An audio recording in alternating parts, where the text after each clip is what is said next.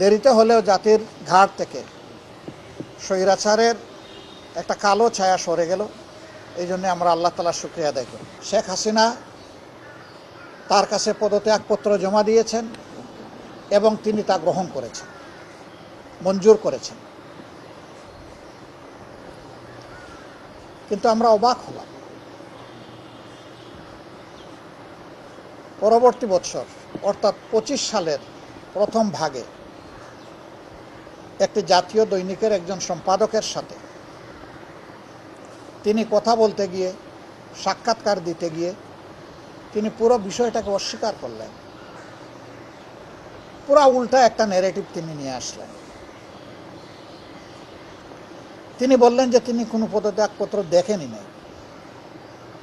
তাহলে সেদিন বাংলাদেশের ১২ কোটি মানুষের সামনে তিনি যে বক্তব্যটা দিলেন, সেখানে তিনি মিথ্যাচার করেছেন। অথবা সেদিন যদি তিনি সঠিক বলে থাকেন, তাইলে পত্রিকার সাথে যখন তিনি ইন্টারভিউ দিতে গিয়েছেন তখন তিনি মিথ্যাচার করেছেন। পরস্পর বিরোধী, সম্পূর্ণ পরস্পর বিরোধী দুইটা জিনিস তো সঠিক হতে পারে না। আমি সেই দিনই আমার প্রতিক্রিয়া ব্যক্ত করে বলেছিলাম যে দুইটার যে কোনো একটা মিথ্যা হবে। যদি একটাও মিথ্যা হয়, যে কোনো একটা, তাহলে প্রেসিডেন্ট তার শপথ ভঙ্গ করেছেন।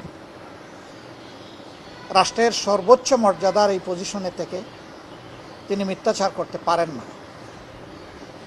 আমি বলেছিলাম যে তিনি এখন আর এই পদে থাকার নৈতিক অধিকার হারিয়েছেন।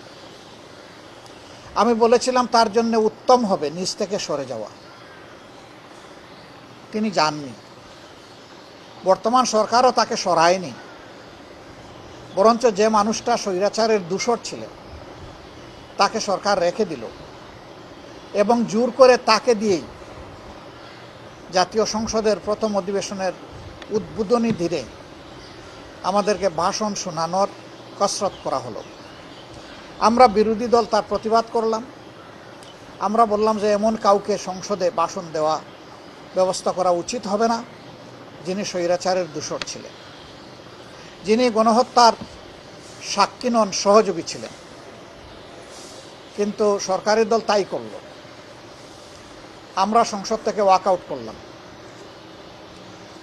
আমরা ওয়াকআউট করে বের হয়ে আসলাম। তারা শুনলেন। তারপরে এই সংসদে আমরা অবাক হয়ে দেখলাম যে ৩০০ সদস্যের মধ্যে, অবশ্য ৩০০ তখন ছিলেন না, ২৯৮ ছিলেন। ২৯৮ এর মধ্যে ৫ জন মানুষও প্রেসিডেন্টকে ধন্যবাদ জানাননি তাদের বক্তব্যে। কারণ তিনি সেই ধন্যবাদ পাওয়ার উপযুক্ত না। সরকারি দল সন্তোষ প্রকাশ করল যে হাসিনার নিয়োগ দেওয়া প্রেসিডেন্টের মুখ দিয়ে আমরা হাসিনাকে ফ্যাসিস্ট বলাতে পেরেছি, এটাই আমাদের বিজয়। জনগণ এটা পছন্দ করেন। শেষ পর্যন্ত আজকে তিনি পদত্যাগ করলেন।